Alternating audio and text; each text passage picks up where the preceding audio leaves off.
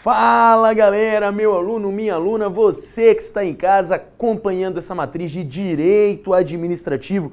O que foi que a gente viu antes desse bloco foi a parte de princípios da administração pública, onde vimos o quê? A parte dos princípios explícitos e a parte dos princípios implícitos, tá?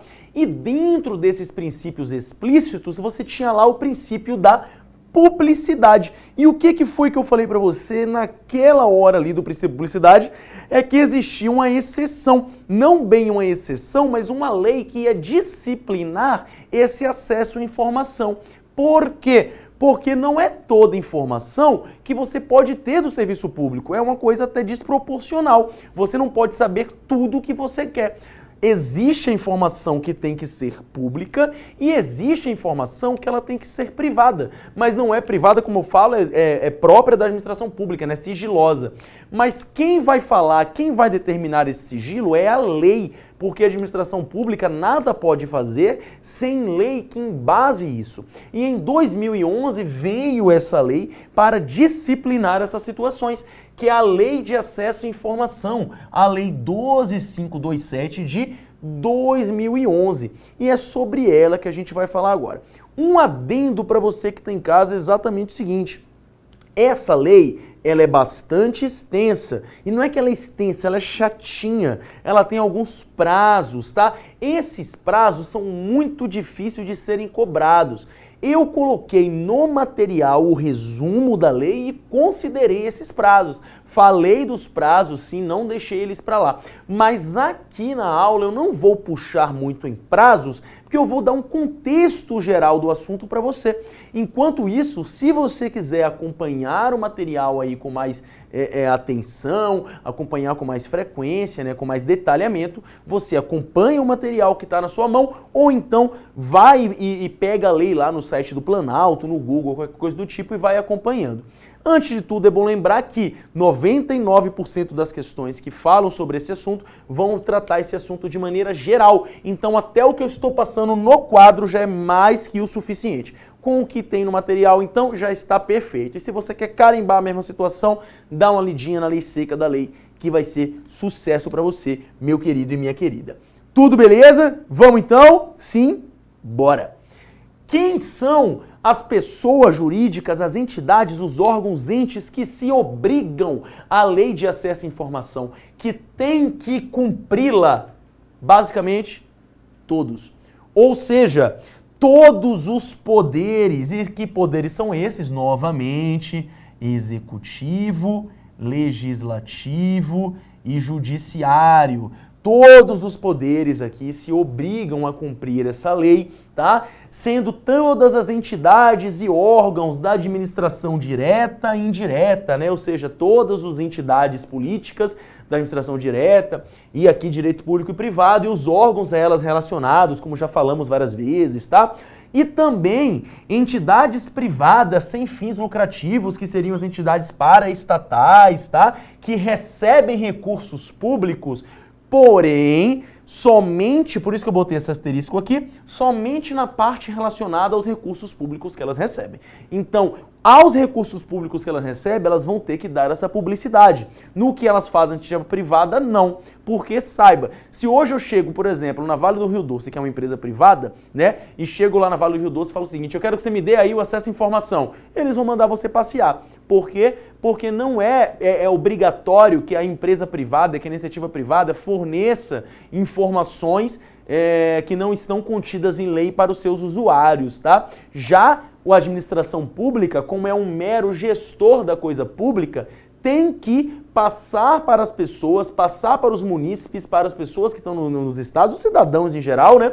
Todas as suas informações. Porém, há exceções, há ressalvas, há sigilos, que é isso que vamos ver aqui. Beleza? A lei, ela traz algumas diretrizes. Algumas diretrizes aqui, o acesso à informação, que eu resumi aqui no quadro, né, que é para você entender quais seriam essas diretrizes. Primeira, ela vai tratar o sigilo como uma exceção. Então, a publicidade da informação é a regra. Já o sigilo da informação, ela vai ser a exceção, tá? E essa informação tem que estar disponível independente de solicitação. Por exemplo, hoje você pode entrar no site lá da prefeitura e baixar os processos licitatórios, verificar os processos licitatórios. É por isso que existem hoje tantos órgãos aí, né? Organizações, associações, como por exemplo o Observatório Social, que existe em algumas cidades, como algumas cidades se organizam para fazer situações da transparência. Tá tudo na transparência. Se você se organizar para ir atrás, você consegue as informações necessárias. Você tem essa possibilidade de fiscalizar melhor a coisa pública e exercer a sua cidadania, independentemente de solicitação. Isso tem que estar lá. Por exemplo, se hoje eu quero saber o salário de um funcionário público, de um servidor público, isso está na transparência. É só eu entrar lá que eu vou ver o salário do cara. Está na transparência pública. Ok? Beleza? Sem problema. Outra diretriz é o uso cada vez maior da tecnologia da informação. Ou seja, você não vai pedir essa informação e vão te dar um papel, né? Ou então vou pedir para você mandar um fax. Não, né? Isso já passou. Ou então vou te mandar por BIP. Não, BIP é das antigas, né? É aquela situação que eu vi um dia desse, né? Que falou pra você o seguinte, que você achava que gêmea ruim era só Ruth e Raquel. Aí se você não entendeu essa referência, parabéns, você é um millennial, né? Você não nasceu anterior à década de 90. Mas enfim, tecnologia da informação, que agora é internet, sites, coisas do tipo, certo? E uma outra diretriz, como eu já expliquei aqui, é a transparência e o controle social, tá? Então a transparência e o controle social também será uma diretriz. A segunda parte da lei, mas não vou dizer exatamente a segunda, que a lei não é dividida em partes, mas a segunda parte que a gente vai focar, simplesmente a lei vai trazer a especificação técnica das palavras que ela traz na sua própria lei, tá? Então, por exemplo, ela vai dizer lá, informação é o documento, blá, blá, blá, blá, blá, blá, blá, blá, blá. Quando a informação é sigilosa, é o documento que necessita ser reservada, secreta ou secreta. Quando é pessoal, que vai da honra da imagem da pessoa, etc. É só você ler ali, você vai entender as classificações. Vai dizer também o que é para a lei a visão de documento. E aqui que entra, que eu acho que é importante, aqui é diferente para a gente lembrar, que é a previsão em lei do que vai ser disponibilidade, autenticidade, integridade e primariedade. E essas situações aqui é o que você tem que trazer, porque talvez elas fujam um pouco à sua lógica do dia a dia. Então vamos lá. O que quer dizer para a lei de acesso à informação que uma informação encontra-se disponível? Tem disponibilidade. É aquela qualidade que é conhecida de acordo com a facilidade de você ter essa informação que seja disponível por equipamentos ou sistemas. Então essa informação, para ela ser adequadamente disponível, ela tem que ser de fácil acesso. Ela tem que estar em equipamentos, em sistemas eletrônicos, seguindo as diretrizes da tecnologia da informação. Elas têm que estar em meios possíveis para que a população possa ter essa informação, ok? Independentemente de solicitação. Quando temos uma informação autêntica, falando da autenticidade da informação, ela está ligada a quem fez a informação e como ela foi feita. Então, a informação autêntica, ela é aquela informação feita pela pessoa certa da maneira certa, pela competência certa da maneira certa, tá? Então, quem vai dar, por exemplo, uma informação sobre finanças seria, sei lá, o gerente de finanças de determinado órgão, entidade, etc, entendeu? Então, isso aqui seria uma informação autêntica. Quando a lei vai falar em uma informação íntegra, a integridade da informação tem a ver com o que ela não foi modificada. A informação ela está pura, ela está ali vendo que percebe-se que ela não teve nenhuma modificação, nenhuma adulteração. Ou seja, essa informação está íntegra, né? Vou circular aqui só para manter o padrão, agora me bateu um toque. E a informação primária, que seria a informação da primariedade, tem a ver com a fonte da informação, tá? A fonte tendo o maior grau de detalhamento possível e que também tenha sido muito menos ou não sido modificada.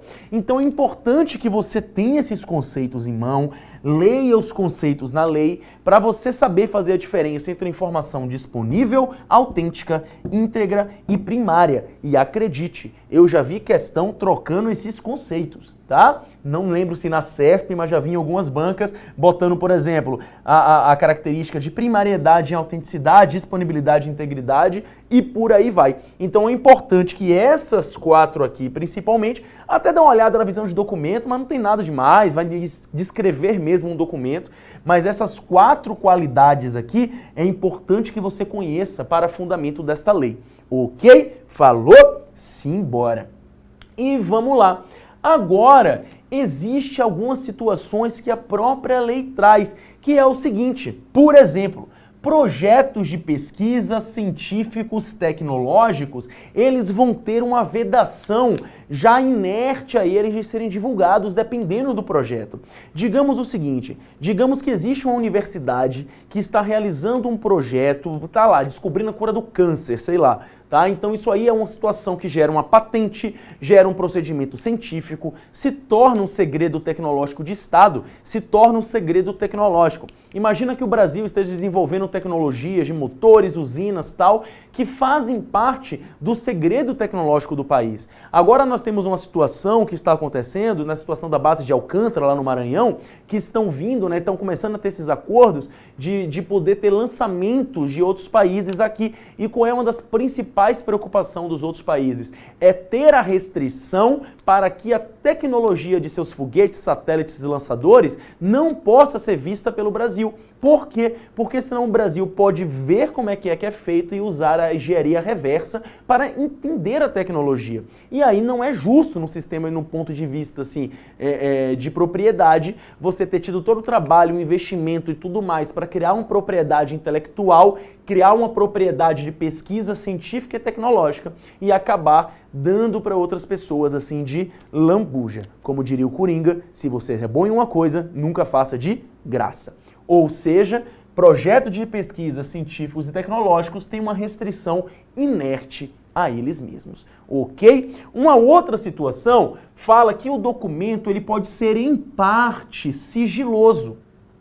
E quando esse documento é em parte sigiloso, ele tem que ser disponibilizado com a parte ocultada, né? Existe um filme chamado Estrelas Além do Tempo. E quem viu esse filme vai ver lá a situação lá das mulheres negras na NASA, tudo que passaram, as dificuldades que elas passaram, foram as primeiras em suas áreas, um filme muito legal, recomendo. E tem uma coisa lá que explicita bem isso, né? Claro que não é uma entidade pública, não nos nossos moldes, mas ela explicita bem essa situação, que os cientistas vão passar para elas informações, mas como essas informações, em grande parte delas são sigilosas, eles vão lá e passam como se fosse um marca-texto preto na informação, para que várias partes dela fiquem ocultas. E isso pode acontecer. Se de um documento público houver parte dele sigilosa, essa parte, por lei, pode ser ocultada. Então você vai dar para a população, para quem solicitar essa informação, ou então disponibilizar no site independente de solicitação, né? Mas com a parte sigilosa ocultada, ok? Então, por exemplo, digamos, pode ser que num projeto de pesquisa você dê lá o quanto você gastou, mas não mostre em que você gastou. Oculte, mas pode falar em que parte foi gastada em aluguel, coisa parecida, e o que é essencial para você descobrir o teor da pesquisa, oculte. Isso serve para várias outras coisas, certo? Outra coisa que a lei traz é que, obrigatoriamente, os órgãos, entidades, poderes e tudo, eles têm que manter em local de fácil acesso uma série de informações para a população. Se você trabalha já numa prefeitura, num órgão público, numa entidade, você vai ver que existem algumas plaquinhas lá, né, logo na entrada, que tem algumas informações principais, que os sites já são ali organizados para ter informações principais. Existem situações assim que tem que ser feitas dessa maneira, tá? E, em resumo, não estão todas aqui, mas elas são o quê? Competências, ou seja, o que aquele lugar faz, né? E é como eu brinco, eu acho que o político mais desonesto de todos foi o Tiririca, porque ele não prometeu nada, ele só prometeu que ia contar para você o que um deputado federal faz. E vote nele que ele te contava. E ele não te contou. né? Então você nem sabe hoje o que faz, mas aqui na Lei de Acesso à Informação, você tem aqui esse acesso às competências daquele órgão ou entidade. Também a sua estrutura, e quando eu falo em estrutura, eu falo de organograma, como os cargos estão definidos, a estrutura de cargos, estrutura de salários, estrutura de layout, né? Tem várias situações ali que vão ser disponibilizadas. Endereço, logicamente, né? E junto com isso vem telefones, contatos dos responsáveis. Claro que não os contatos pessoais, vai ser os contatos ali profissionais dos responsáveis, os ramais deles, né? Vai ter situações de repasses financeiros e orçamentários, então tudo que envolver aí dinheiro público, que envolver aqui money público, né, vai ser aí efetivamente disponibilizada essa informação para a população, porque a população tem um direito de saber onde a administração está gastando o dinheiro que é dos impostos, que é dela, é dos contribuintes.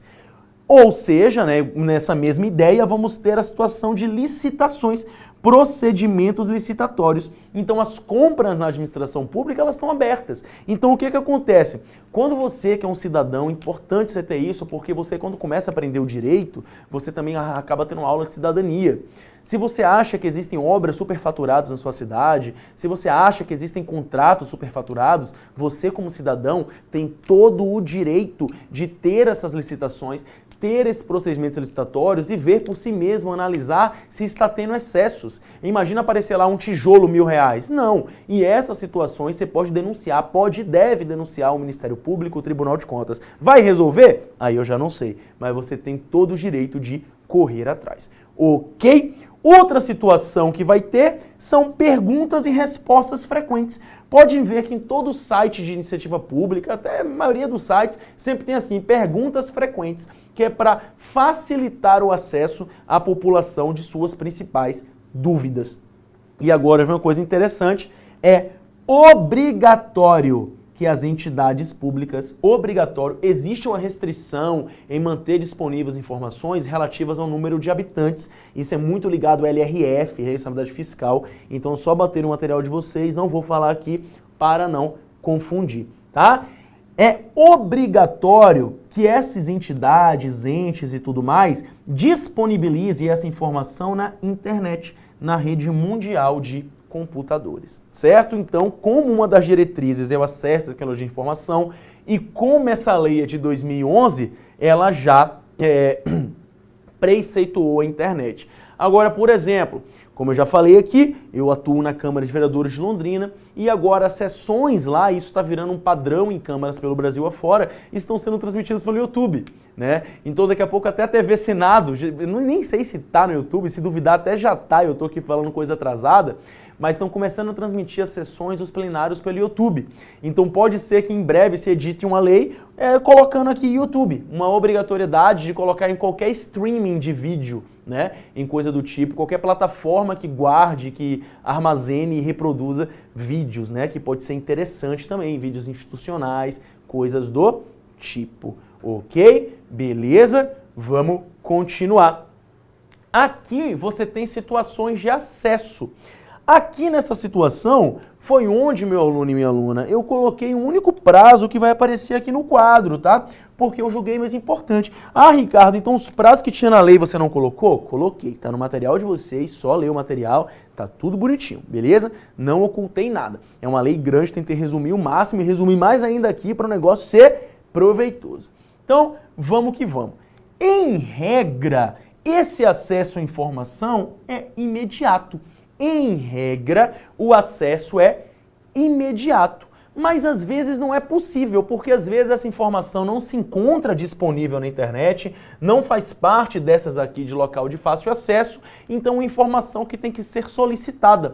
Essa informação que tem que ser solicitada, o prazo para a administração pública entregar é de 20 dias, prorrogáveis uma única vez por 10 dias, se devidamente justificado. Então você tem o prazo de 20 dias que pode ser prorrogado por 10 dias. Ok? Beleza, mas em regra a informação, o acesso à informação tem que ser entregue de imediato. Ok? E caso não entregue a informação, se a administração não queira entregar a informação, claro que ela não pode entregar porque não quer, mas ela tem um motivo para não entregar a informação, esse motivo tem que ser justificado. Você não pode deixar de justificar esse motivo, meu aluno e minha aluna, certo? Por quê? Porque a pessoa, né, que vai ter essa resposta vai poder procurar os meios legais, provocar o judiciário para ter informação, se ela quer tanto isso, certo? E essa busca e fornecimento da informação, ela tem que ser de forma gratuita. Aqui uma pequena ressalva que é o seguinte, só pode ser cobrado estritamente os meios que vão ter para reproduzir aquela informação, né? Então, por isso que, por exemplo, alguns lugares te cobram certidão, etc. Às vezes pode ser uma situação assim que você pense, nossa, está cobrando mais que deveria, mas meio que está embasado em lei. Pode não estar sendo razoável, mas está embasado em lei cobrar por algumas informações. Você não está cobrando pela informação em si, você está cobrando pelo meio de passar a informação, pelo papel, impressão, sistema, etc, etc, etc. Ok? Na lei, traz uma situação dos recursos, que traz novos prazos para os recursos, caso a administração pública não te entregue, ou recursos da própria administração pública. Tudo isso tá aí, bonitinho no material de vocês. Beleza? Continuando então, meu aluno e minha aluna, vamos que vamos. Restrições de acesso à informação. Tem informações que não importa o motivo, não podem ser negadas. Então tem informações desse tipo, que elas têm uma restrição de negação. Elas não podem ser negadas. Como exemplo, nós temos as seguintes informações. Informações relativas à tutela administrativa, ou seja, informações que a administração pública possa usar para se autodefender, para se autotutelar. Outra coisa, informações ligadas a direito e garantias fundamentais. Por exemplo, se existe algum órgão público ou alguma entidade que está matando pessoas, você tem ou prendendo pessoas em laboratório, você tem uma situação, um agravamento a um direito e garantia fundamental da vida e de ir e vir, de locomoção, né? Isso é só um exemplo. Então, essas informações não podem ser negadas. Se acontece lá, elas têm que ser disponibilizadas. Da mesma maneira, direitos humanos. É por isso que todas as informações relativas à tortura, à ditadura militar são tão polêmicas e não podem ser negadas. Esses documentos têm que ser entregues, né? Que se foi documentado isso, tem que ser entregue. Aí você tem a comissão, né? A comissão lá da tortura, coisa do tipo, que vai investigar essas situações aí para ver se elas aconteceram ou não e como aconteceram. Beleza? Outra situação é o seguinte, existem várias e várias informações que elas vão ser imprescindíveis à segurança do Estado. Aqui eu quero abrir um parêntese, meu aluno e minha aluna. Abrir um parêntese com você que está em casa para te falar de outra palavra muito usada na CESP, que é a prescinde. Essa palavra aqui, ó. Tá aqui.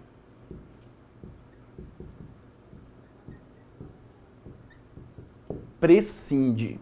E por que essa palavra é tão capiciosa? Porque é o seguinte, a CESP usa ela demais. Deu uma parada um pouco e estava até ficando manjada. Mas olha só, quando você tem algo imprescindível, significa algo que não pode faltar, algo que precisa de qualquer jeito. É imprescindível que eu estude para passar no concurso público, certo? Então, imprescindível significa precisa, né? Numa aproximação assim, de grosso modo. Prescinde é o contrário de imprescindível. Então, prescinde significa não precisa. Então, se eu falo para você, para você estudar, prescinde de estudo. Para você passar no concurso, prescinde de estudo. Errado. Só que muitos madeiros de primeira viagem, às vezes, associam essa palavra com precisa. E aí, ó, erra a questão. E não é o que você quer fazer. Ok? Beleza? Vamos lá. E essas situações que são imprescindíveis de segurança no Estado, elas vão estar lá na lei. Elas são bem lógicas, são exemplificativas e é qualquer situação que você possa ver que se você soltar essa informação, a própria segurança do Estado em si vai estar ameaçada, como informações tecnológicas, informações de espionagem, por isso que existe a Agência Brasileira de Inteligência, né, que é a CIA do Brasil, né? Tem várias informações que não podem ser soltas porque elas são imprescindíveis à segurança do Estado. E essas informações sigilosas, elas são organizadas nesses 3 modos: ultra secreta, secreta, reservada e ainda tem as informações pessoais. Mas a grosso modo, temos essas 3 classificações. O que temos que lembrar? Ultra secreta, 25 anos ela tem que estar sigilosa. Secreta, 15 anos. Reservada, 5 anos. Começa em 25 e vai tirando 10. Certo? Lembrando que, tá no seu material também, tudo isso aqui pode ser reavaliado e reclassificado, né, de acordo com o tempo. Você pode tirar uma informação de ser ultra secreta e virar secreta. Tudo vai depender do grau em que ela vai afetar a segurança do Estado. E quem pode classificar as informações? Quem pode classificar como ultra secreta, e que isso que é importante que você decore, é o seguinte: presidente e vice, ministros de Estado e comandantes das Forças Armadas, Marinha, Exército e Aeronáutica e chefes diplomáticos e consulares, ou seja, chefes de missões exteriores. Esses caras só podem classificar uma informação como ultra secreta. Então você tem às vezes um general, um comandante das Forças Armadas, ele pode chegar numa situação e falar: olha, essa informação é ultra secreta, tem que ficar sendo 25 anos sigilosa para depois ter acesso aí à população. Show de bola. E quem pode classificar? Quem pode classificar como secreta? Aí que tá o bizu. A mesma galera que tá aqui, mais os titulares da administração indireta, ou seja, os dirigentes máximos das autarquias, de cada autarquia, né? Empresa pública, sociedade de economia mista e fundações, certo? Então, todos esses e mais esses aqui vão poder classificar uma informação como secreta. E quem pode classificar como reservado? Mesmo bizu. Todos esses e quem está em posição de direção, chefia e assessoramento de entidades. Veja que aqui não são mais os dirigentes maiores, os titulares, são alguns que estão. Eles têm uma situação, né, que é acima de um certo DAS.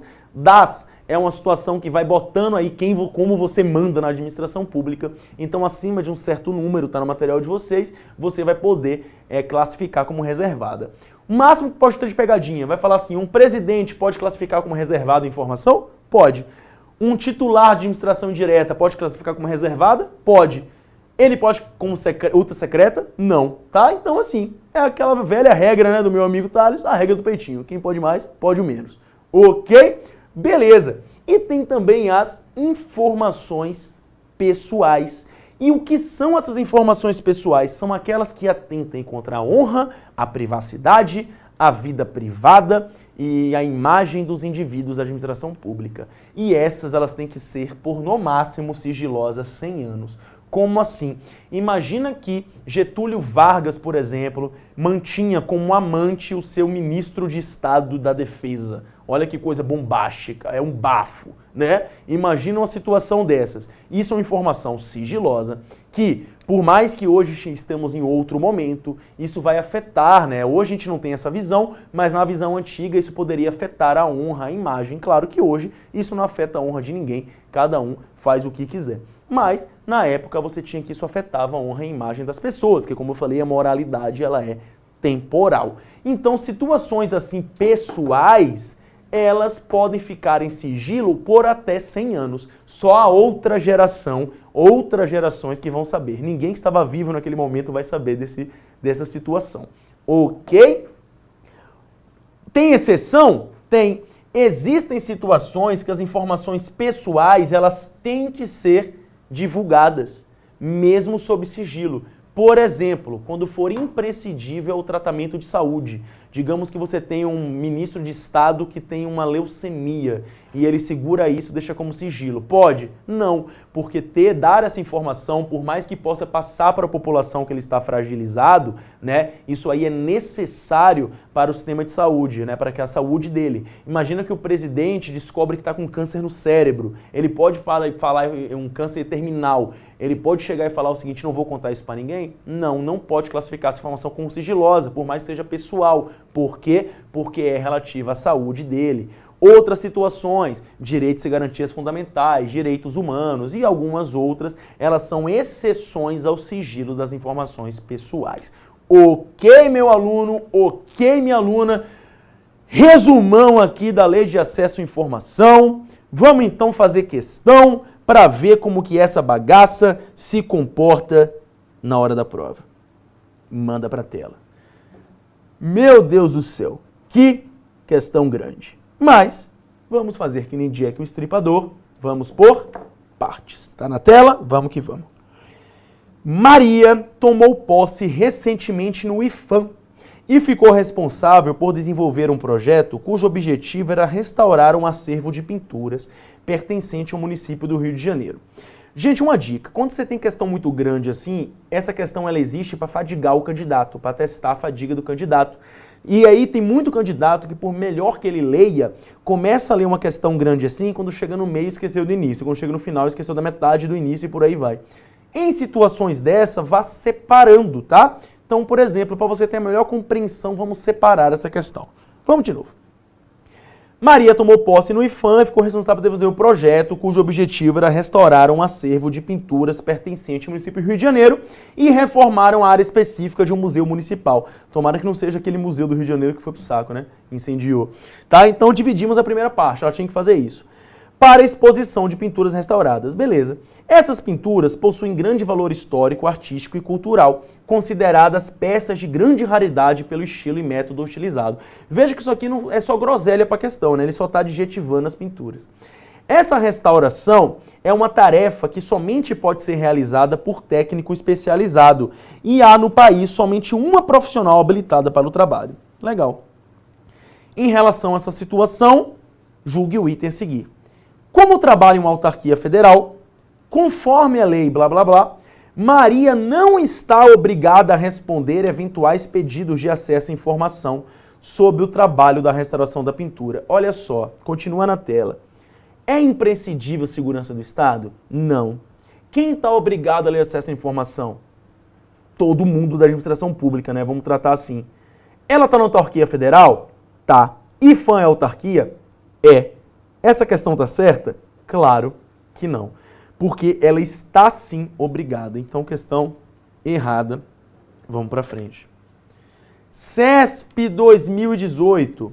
O cidadão que faz um pedido de informação de interesse público precisa especificar no pedido o motivo da sua solicitação. Botei essa aqui para a gente retomar um conceito que é o seguinte, gente, você não precisa motivar o porquê você quer saber. Você quer saber porque você quer mesmo, e é assim mesmo porque é. E não tem o que fazer, ok? Não tem por que você motivar, é uma informação de uma coisa sua. Você é dono da res pública, né? Você é dono da coisa pública. Então você pode saber a informação, contanto que não esteja aí uma situação de sigilo. Então não precisa de motivo errado. Já a administração pública precisa motivar se não der a informação, né? Bom lembrar.